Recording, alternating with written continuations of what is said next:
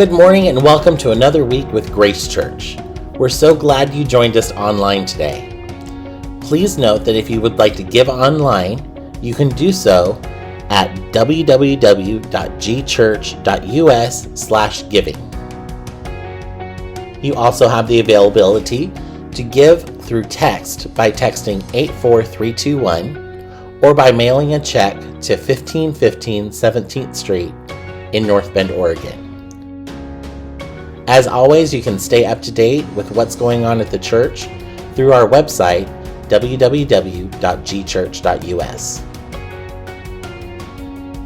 And now stay tuned for another impactful teaching from our Pastor Ron. And again, thanks for joining us. Saying good things about those that have passed away. I have an uncle who died in Vietnam, and every Memorial Day the family puts something up, and I think about him again. I was quite young. I was 12, I think, when he passed away. And well, he didn't pass away. He was killed. And we always say good things about him. And the problem is he can't hear it.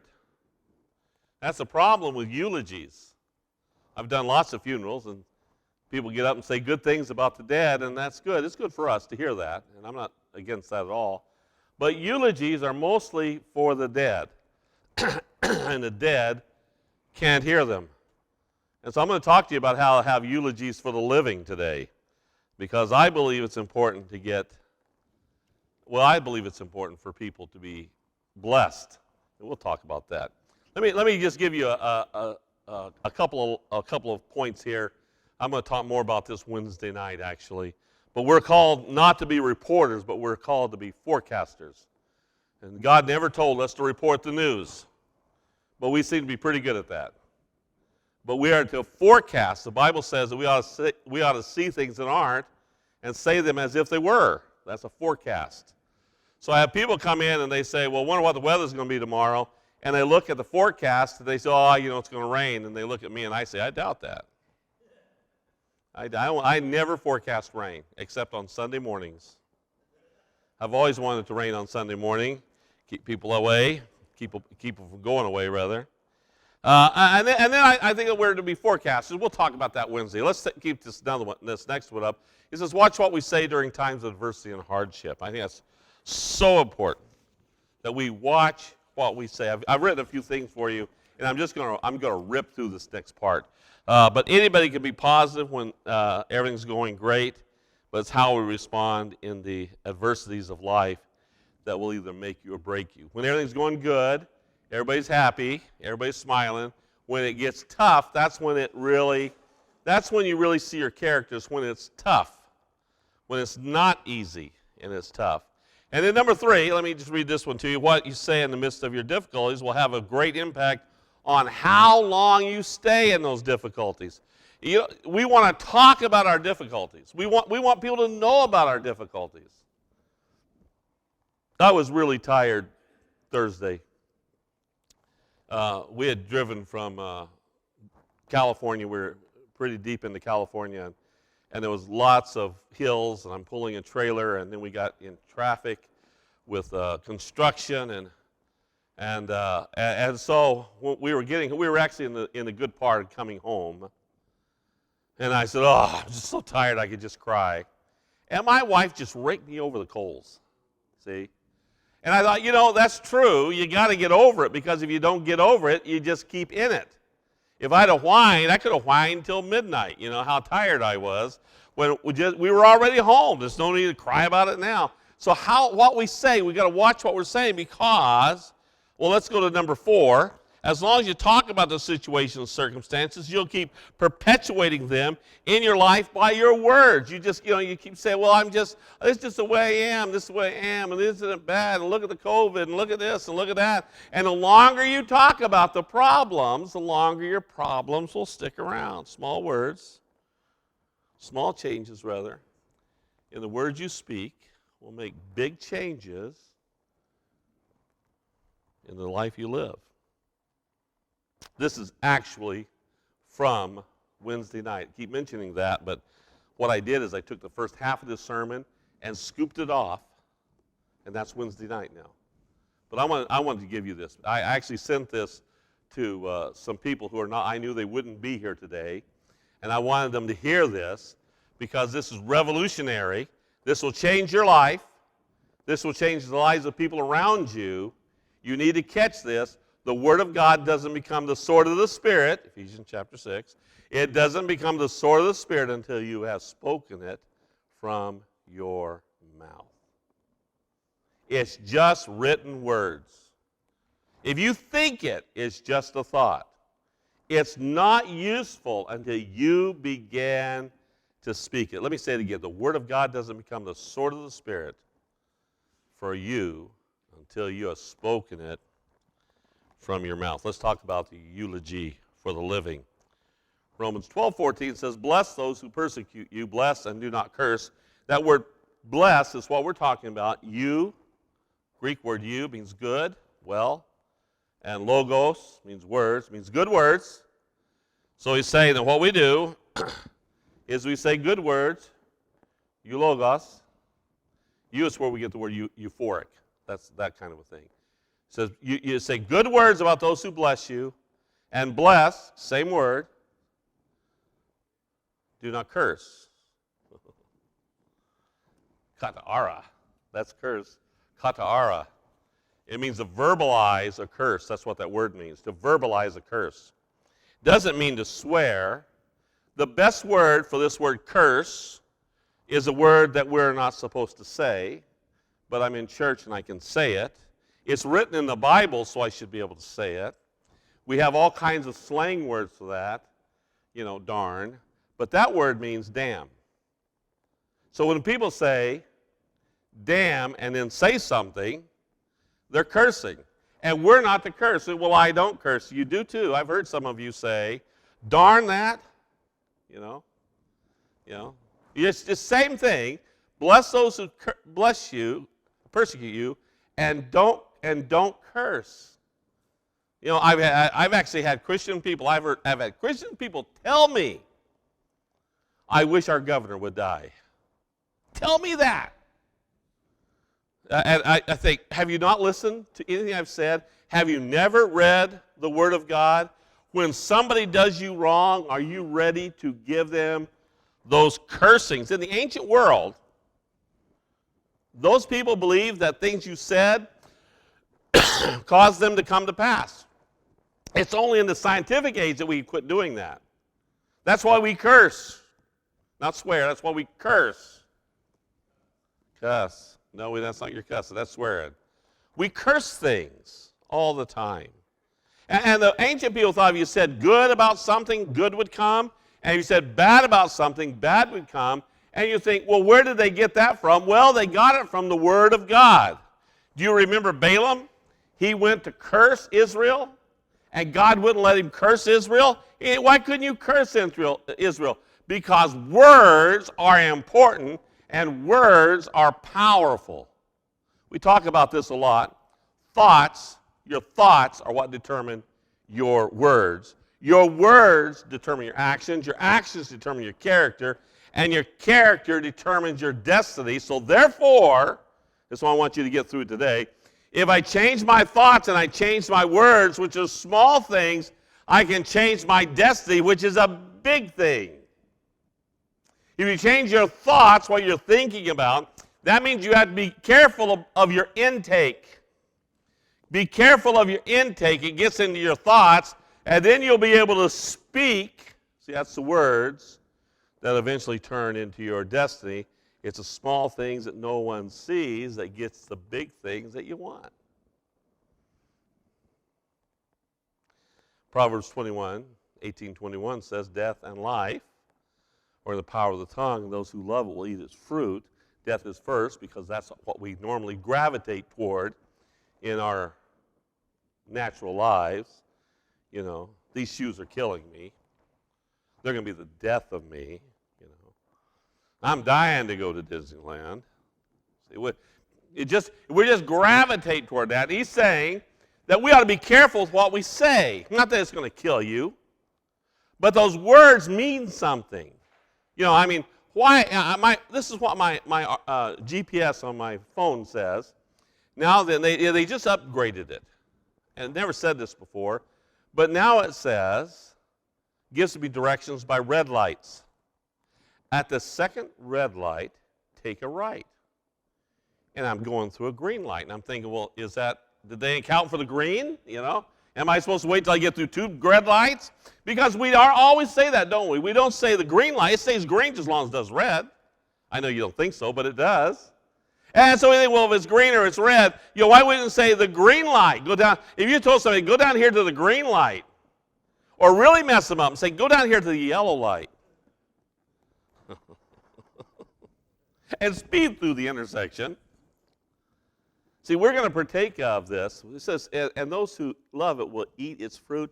We're going to partake of the fruit of that tree. We think we have 4 fruit trees in our yard. We think. We don't know. We have one we absolutely have no idea about. We thought it was just a regular tree, and all of a sudden little fruit are beginning to pop out on it. And we have no idea what it's going to be. We have guesses. Ryan went and picked one off. And he says, well, what does that look like? And it doesn't look like anything. And so I bit in half, and he said, what does it taste like? And I said, it's bitter, because it was just a seed. But this is what's going to happen sometime in July, because we bought the house mid to late July, I think, last year. It doesn't make a difference. It was August, maybe. So I'm thinking in July, by July, because all that fruit was gone when we got there, we're going to find out what kind of fruit trees we have in just a couple of months. And with anticipation, I'm going to eat some of that fruit, unless that one thing is like something horrible, like crab apples or something. I don't know what it is. But we're going to partake of that fruit. So Proverbs, let's just keep in Proverbs, because that's a good chapter to be in. There's one who speaks like the piercings of a sword. But the tongue of the wise promotes health. Isn't that amazing? Yeah. How many want health? I'm 67 years old, and I've been praying for health because I think I'm going to live to be 120, and I don't want to be sick for that many years. How about this one? This is the amplified version of Proverbs 15. A soothing tongue, that means speaking words that build up and encourage. Say that with me. Build up and encourage. Do you know who I like to be around? People who build up and encourage. That's the ones I like to be around. If people are always negative and always sad, well, let's read what it says. It is a tree of life. But a perverse tongue, you think, well, what's that? That one is speaking that overwhelms and is depressed. It crushes the spirit. It's important what you say. So the power words, let's talk about the power words. I think I got 3 things here. If you want to change the life you have, you need to change the words you speak. I think we've got there. I think we understand that now. In Genesis chapter 1, verse 3, it says, and God said, boy, it's dark out here. He didn't say that. In Genesis 1:3, it says, God said, let there be light, and there was light. You could say, you say, well, he wasn't lying if he said it the other way. We would say, man, it's dark. But see, he wasn't reporting, he was forecasting. Do you get this? I don't want to be a reporter, I want to be a forecaster. See? Don't use your words to describe your life. Use your words to design your life. Isn't that great? Start designing your life. I design my life all the time. I try to keep that always there. I talk about my children and my grandchildren because I want my family a certain way. I don't want my family to go south. I'm not talking about Orange County, California. Number 2, the words you continually, this word is important, the words you continually say will eventually stay.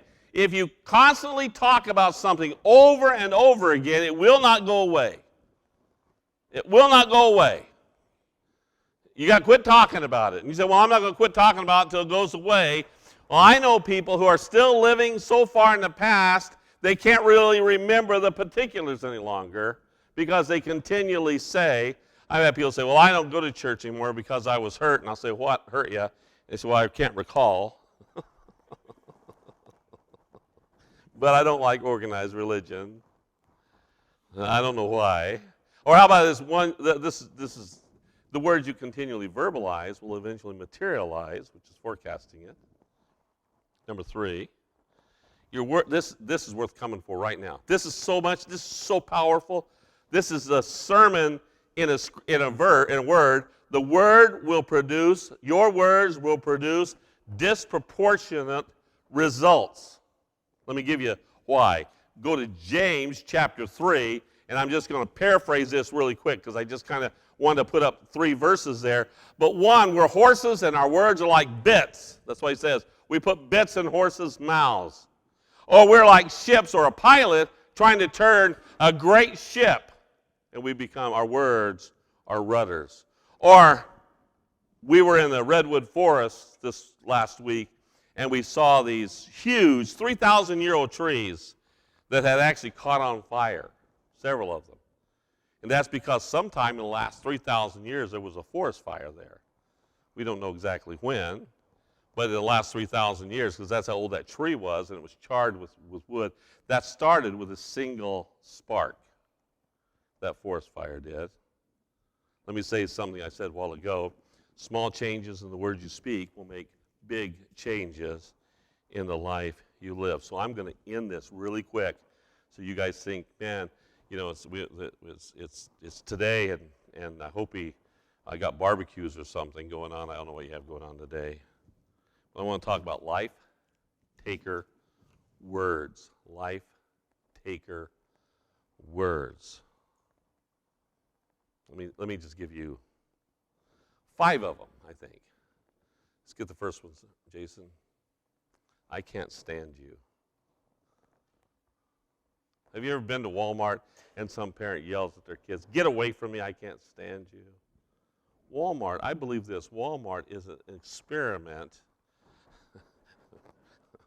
You know, when you go to Walmart, you almost believe in evolution, don't you? I mean, I don't believe in evolution, but I kind of look around a little bit. They're taking lies. Listen, when we say things like this, I can't stand you, or how about this, it'll never amount to anything. Or how about this, I don't know why I ever married you. Those are you'll take somebody's life. Or they'll take yours. Somebody's life. How about number 4, you're stupid. How many have ever heard Rick Renner? You know about Rick Renner? How many know Rick Renner? Oh man, you need to get involved with Rick Renner. Greek scholar, great preacher. He is he is quoted all over because he is like number 1 in the world today in Greek words. That's probably Robert knows. Robert actually gave me 2 big volumes of his of gems. Yeah, man, they're great. Oh, it's unbelievable. Every day he gives me another Greek word to learn. Every day. When he was in school, he was in a school where his brother went to school, and his brother didn't do well in school. And Rick came in the next year, and his teacher said, Renner, are you related to so-and-so? And he said, yes. And she said, Rick Renner, you must be stupid. And for the next year, she never called him by his name. She only called him stupid. And then all the school began to call him stupid. And guess what he thought by the time he got to high school? He was stupid. Come to find out, he's a genius. He pastors now in Moscow, Russia, has 10,000 members, travels all over the world, teaches Greek, speaks Greek, preaches, and is just a book, writes dozens of books. But somebody told him he was stupid because that's a life taker. How about this one? This is the most important one. You're from Powers? So I don't know what that means. That was, you're what? I don't know what that got snuck in there someplace. I don't know how that, all right. The big word there is from, though. It's from Powers. That's good. How about life-giving words? Hold it right there. When we go to life-giving words, hold it there, Jason. Life-giver words. I'm going to tell you something. I thought about things that I tell my wife because it's my job, has been for Well, it should have been for 47 years, but I wasn't very good for 47 years. But I have determined in the last 20 years, at least, that I was going to say life-giving words to my wife. Now, I'm not a sentimental guy, and I've never written a love note in my life, but I do send her texts. And when I do, they're always life-giving texts. I never have sent her one that said, I don't know why I ever married you, because that is a life taker. So I thought what I would do is I would give you things that I say and text to my wife. I say these all the time. And you can ask her, because I say these all the time.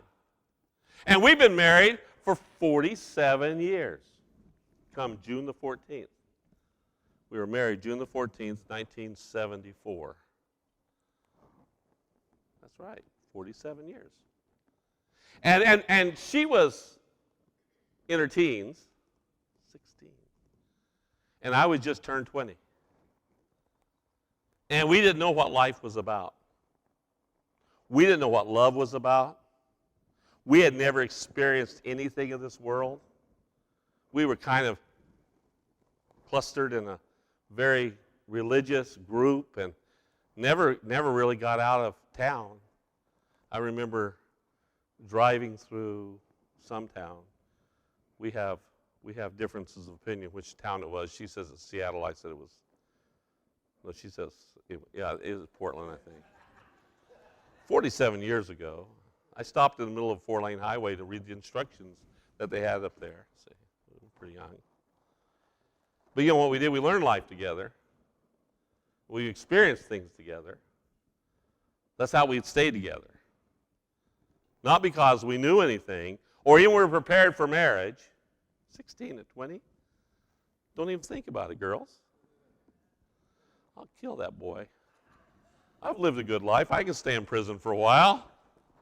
Paul did his best work in prison. I'm not speaking that. I'm not forecasting that, by the way. Let me tell you some things I give life to. Go ahead. Give me the first one. I'd marry you all over again. Tell that all the time. After 47 years, you need to remember that. The problem is when we were married 20 years, we renewed our vows. Boys, do you remember the vests? Yeah.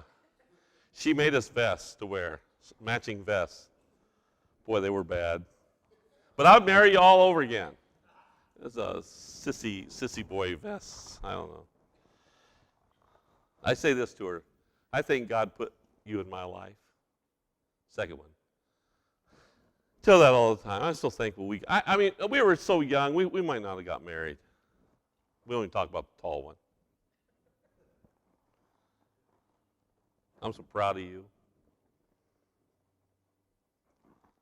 I believe in you. I love you. When you can talk like that, listen, that is life-giving. And so what you got to do when you think about that, you kind of have to praise your life and everything, because I don't always do that with everyone in there. Well, I don't do any of those with anybody. I think we need to praise where we are. We like to say this, well, what about that guy? I'm better than he is. I'm doing better than they are. Why are they? I'm better. I mean, we appraise ourselves with one another. This is what Peter said in John 21:21. He said, what about the other guy? He's talking about John. So what about him? Corinthians 11 says, let a man examine himself. 2 Corinthians tells that we ought to examine ourselves whether or not we're in the faith. We ought to test ourselves. And so what we do is we need a ruler. Let's put that ruler up. We need a ruler, like from 1 to 10. Oh, maybe I took it out. There it is. There it is. You know, 10 being good, 1 being bad, you know. How do we speak about other people? I mean, how do we talk when we talk about other people? My family, the Moore family, my grandmother and my dad and me, we are people watchers. And my grandmother had this southern saying, it must have been southern, it must have been from Arkansas. She's from Salem, Arkansas. She'd say this: if we were sitting in a restaurant or something, she'd say, Ron, look at him. She'd say, look at that one. Look at that one over there. Well, look at that one. My dad would say that. We'd be in the mall, and we'd see somebody that was just a little odd, and he'd say, well, look at that one right there. I went to a basketball game the other day in Reedsport yesterday. There was a boy there in white tights and basketball shorts and frizzy hair and great big knee-high cowboy boots. When I walked in, I told my wife, well, look at there. Would you look at there? I was still talking about when I was sitting in the stands. Come to find out he was the center of the team. He didn't wear cowboy boots, but he probably thought about it. How do you speak about yourself? Do you have hopes, dreams? Say, I'm nothing. I'll never amount to anything. Listen, from 1 to 10, you need to examine yourself. Not against somebody else, against yourself. Well, that's just kind of in there. Let's go on to the next one. What we need is a revival of words. I can do all things through Christ who strengthens me. I'm more than a conqueror through him who loves me. Surely goodness and mercy shall follow me all the days of my life. Our culture isn't like that. Our culture tears everybody down. Our culture is divided. Our culture is hateful. I blame social media. You guys know that. I blame social media. I call it computer courage. You don't have to look anybody in the eye, and you can call them anything you want. I mean, if you walked up on the street and said some of the things that you said on Facebook about somebody, they would probably punch you in the nose. But we got courage because we're just sitting behind a screen. And people sit there in their fuzzy slippers and pajamas, and all of a sudden they're the newscasters for the evening news.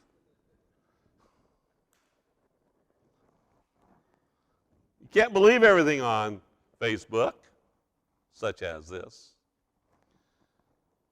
Let's go to the next one.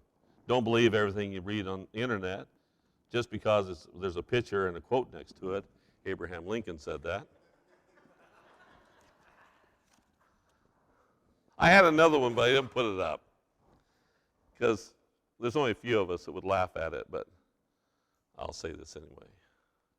Abraham Lincoln one time says, you know what you call people without beards? Women. We need a revival in words, number one, rather, if you can't say something nice, skip it. My mom always told me that. Don't say it. You can't say something nice, don't say it. But that's only half of it. If you can say something nice, say it. Don't wait until I'm dead to tell me something nice about me. You know? We do that, don't we? We wait until people are gone. Boy, we sure miss them. You know? You say something nice. Because I want to tell you what, when they're gone, they're gone. Some of us know this out of experience. Both my parents and both of Debbie's parents are gone. Anything nice we want to say to them, we can't say anymore. I mean, things we can make memories. Kara's still talking about her dad because her dad wants her to have a pair of Birkenstocks. But other than that, number three, thoughts don't help anybody. There must be an action. Listen, intentions are not actions. You know what people have told me? If I'd known you were going there, if I knew I'd do this. If I knew I'd bought your dinner. If I know you're going there, there's no action in that. Man, buy my dinner. This is what Hebrews tells us: exhort one another daily. Exalt another one daily while it's called today. That means as long as you got currency, see with people. Lest anyone be hardened through the deceitfulness of sin.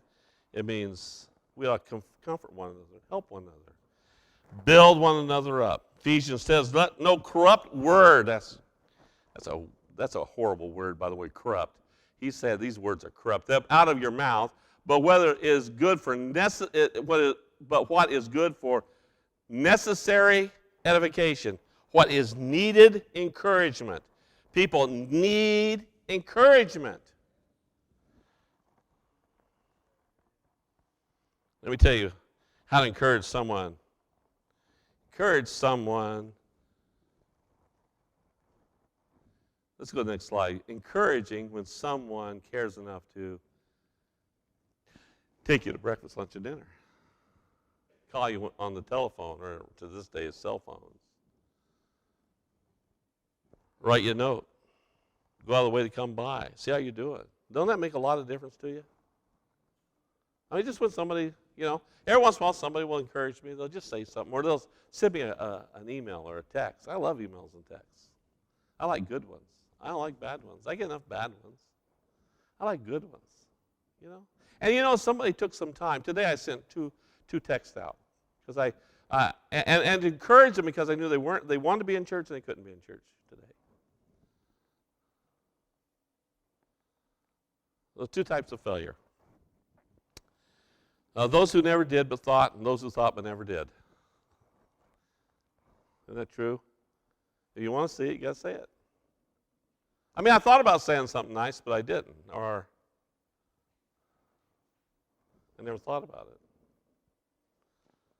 So here, I want to hold on right here, Jason. And this is the most important part of the entire sermon, right here. If you miss this, let me tell you how important this is. This is going to change your life. It's changed everything I've thought about for the last 2 weeks. It's going to change your life. And it's so hard to do this.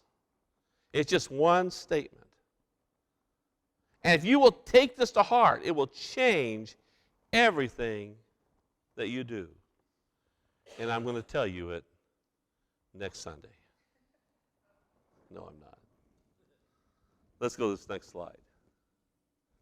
If you can't add the words, and that's the way I want it, don't say it. Now everyone say this part right here. And that's the way I want it. Say it again. And that's the way I want it. Say it again. And that's the way I want it. If you can't add that after the words. These shoes are killing me. And that's the way I want it. You'll never amount to anything. And that's the way I want it. I'm sick and tired of this. And that's the way I want it. I'm sick as a dog. And that's the way I want it. If you can't say that, then don't say it. Man, how many times I've said in the last couple of weeks a word, a sentence, and thought, oh man, that's not the way I want it. That's not what I want. By his stripes I'm healed. Say it with me. And that's the way I want it. I can do all things through Christ who strengthens me. And that's the way I want it. It's God who supplies all my needs, and that's the way I want it. I'll have a sound mind for the rest of my life, and that's the way I want it. I'm going to live a long, good, and healthy life, and that's the way I want it. My children and my grandchildren are blessed, and that's the way I want it. Say only, if we could train ourselves to only say things, everybody would think you're crazy after a while. And that's the way I want it. No.